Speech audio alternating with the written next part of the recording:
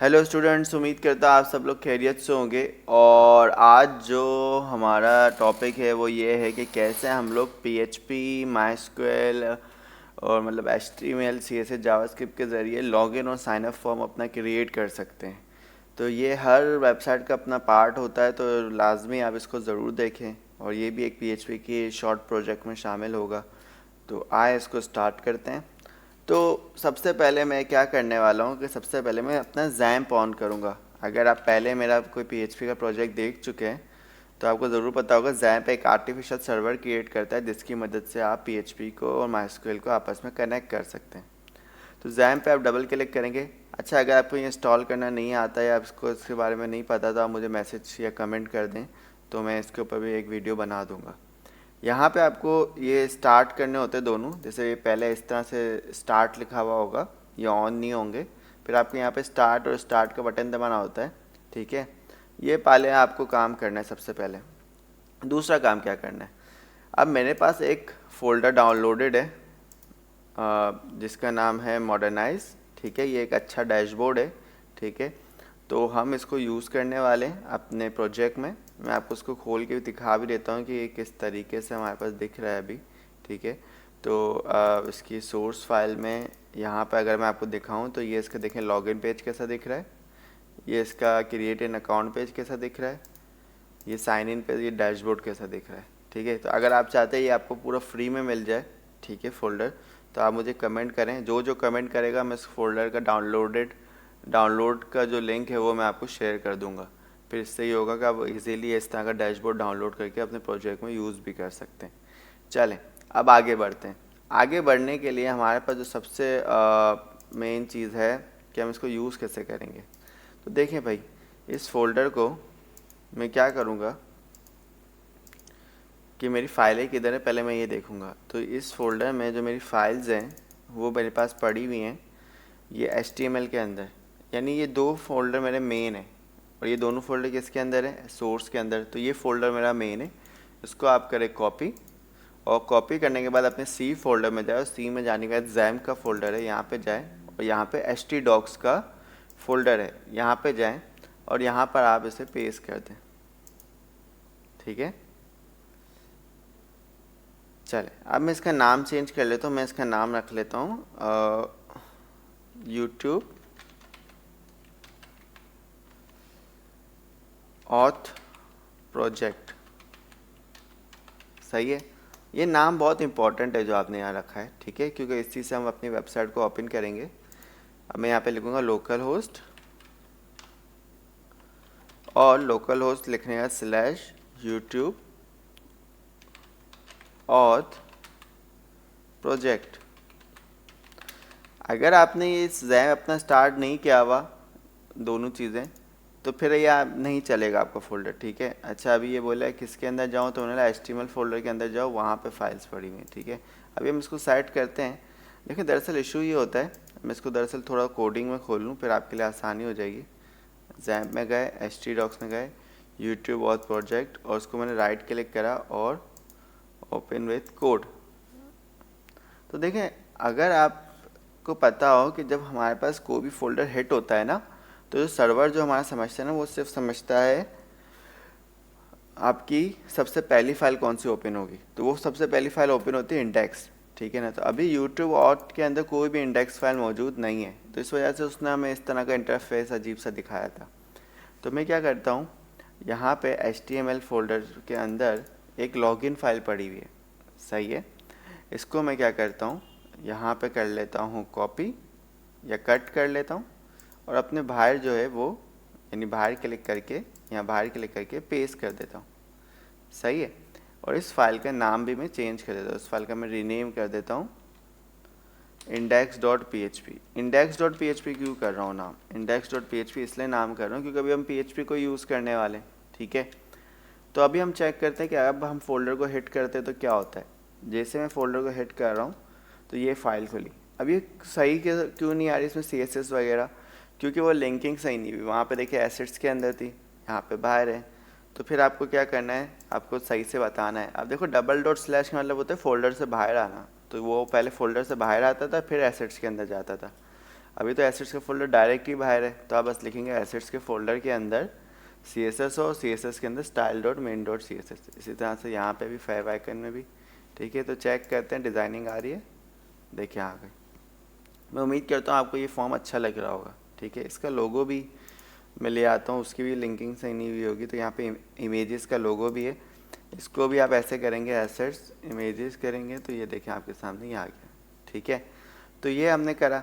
अब हम चाहेंगे क्रिएट एन अकाउंट पे क्लिक करें तो हमारे पास वाला पेज खुले जो अंदर रजिस्टर वाला पेज है। इसका भी नाम मैं चेंज कर देता हूँ, मतलब थोड़ा छोटा रख देता हूँ, register.php, सही है।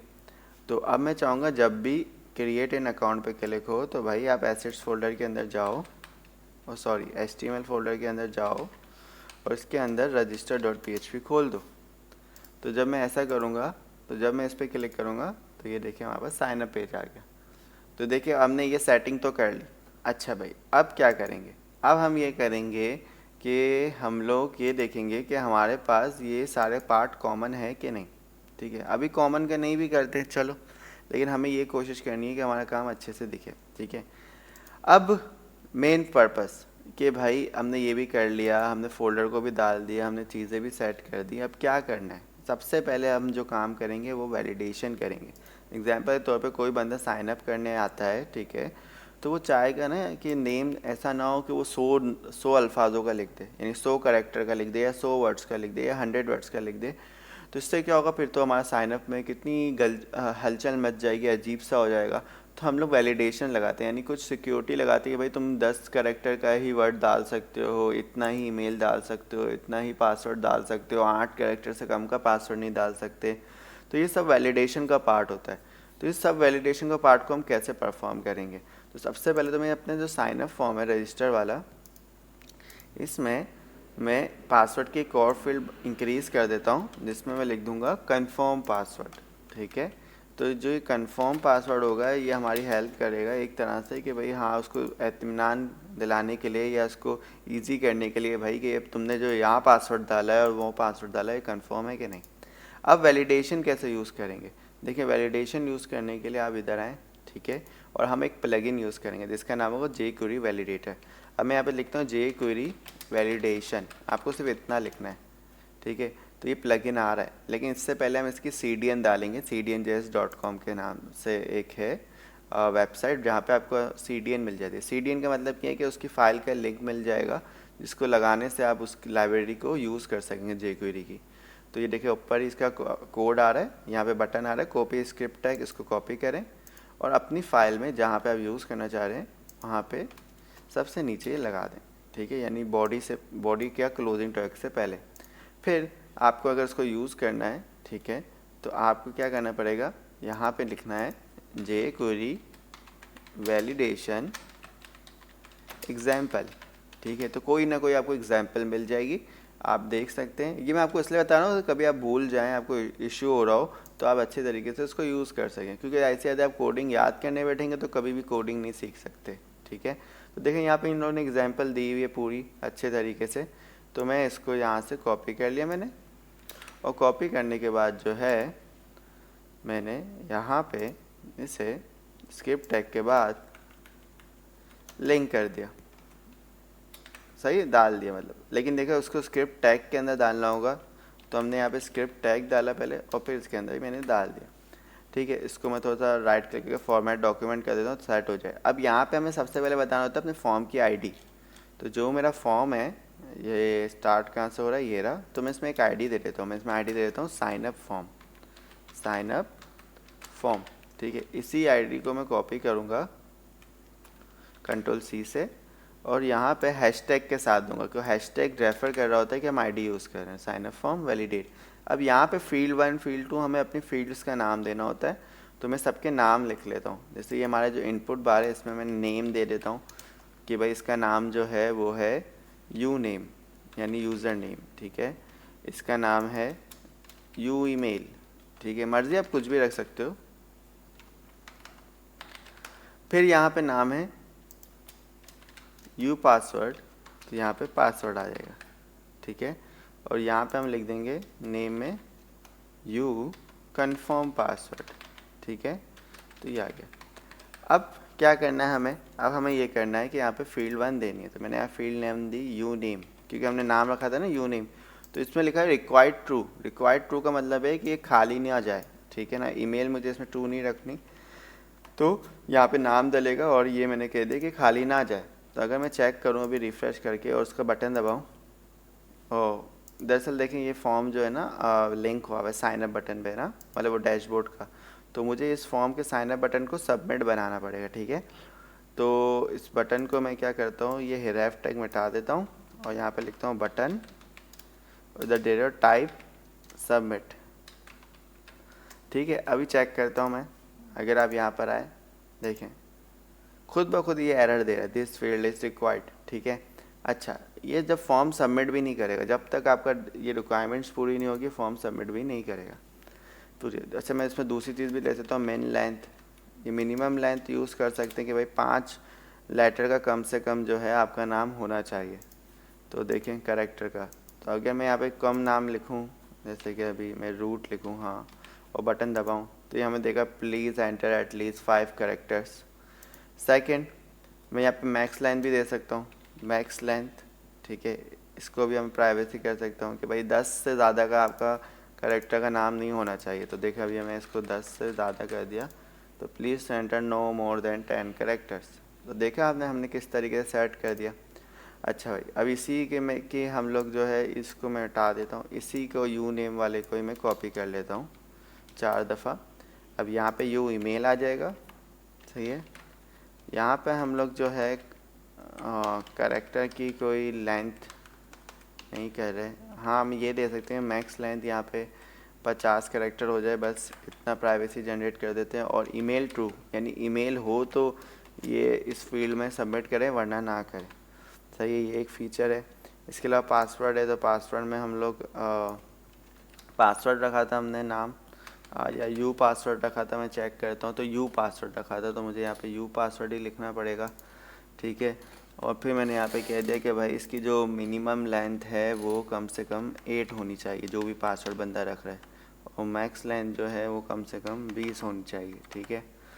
इसी तरीके से हमने यहाँ पे यू कन्फर्म पासवर्ड रख दिया।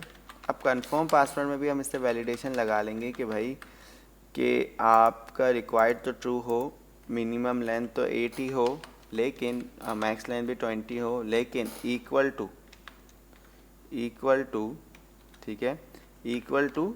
और यहाँ पे हम अपने पासवर्ड की आईडी दे देंगे जिस फील्ड के साथ हम मैच करना चाह रहे हैं। तो हमारी ये वाली फील्ड के साथ हम मैच करना चाह रहे हैं ना, तो ये वाली फील्ड में हम एक आईडी दे देते हैं, जिसका नाम मैं रख लेता हूँ पासवर्ड। तो देखिए अगर मैंने यहाँ पे देखा इक्वल टू हैशटैग पासवर्ड, तो जब तक उससे डेटा मैच नहीं होगा वो हमें आगे नहीं बढ़ने देगा। तो मैं अभी आपको चेक करके दिखाता हूँ। यहाँ पे हमने कॉमा नहीं लगाया इसलिए एरर दिखा रहा है। अब सॉल्व हो गया। अब इसको रिफ्रेश करता हूँ, मैं साइन अप बटन दबाता हूँ, देखिए यहाँ है। अब मैं यहाँ पे देता हूँ जाबिर, 5 कैरेक्टर हडिया, ईमेल देता हूँ जाबिर, ये बोलेगा enter a valid email address. तो मैं जब वैलिड ईमेल एड्रेस डालूंगा तो सही हो जाएगा। पासवर्ड देखें 1 2 3 4 5 6 7 8, और यहाँ पे मैं गलत पासवर्ड डालता हूँ तो ये बोलेगा please enter the same value again. तो ये भी मसला आ रहा है। तो इस तरीके से हमने सेट करा। अब ये बिल्कुल सेट हो गया, ठीक है, लेकिन अभी फॉर्म सबमिट हो सकता है, ठीक है ना। अभी तो ऐसे ही जा रहा है डेटा ऊपर से, अभी हम इसको सेट करेंगे। अच्छा, मैं पहले एरर्स को सेट कर लूँ। ये ग्रे कलर में आ रहे हैं, मुझे अच्छे नहीं लग रहे, मैं चाह रहा हूँ रेड कलर में आए या ब्लू कलर में आए, ठीक है। तो इसके लिए हम क्या करेंगे, यहीं पे एक स्टाइल क्लास बना लेते हैं। स्टाइल में डॉट एरर नाम की क्लास आ जाती है, ये इसकी बिल्ट इन क्लास है, ठीक है। तो इसमें आप दे दें कलर रेड दे दें और मार्जिन टॉप दे दें 5 पिक्सल, ठीक है। तो अभी आप देखिए क्या होगा कि जब मैं इसे करूँगा तो देखिए कितना सेट आ रहा है। और अगर आपको लग रहा है रेड अजीब लग रहा है तो आप ब्लू कलर यूज़ कर लें, अगर आपको अपनी आसानी के लिए। मैं यहाँ पे देखता हूँ ब्लू कलर हमें मिल जाए, तो चेक करते हैं, सही है। तो इस तरीके से आप अपना काम जो है कर सकते हैं। मैं रेड कलर ही रख रहा हूँ। तो यहाँ तक हमारे पास जो है ये काम हो गया, ठीक है।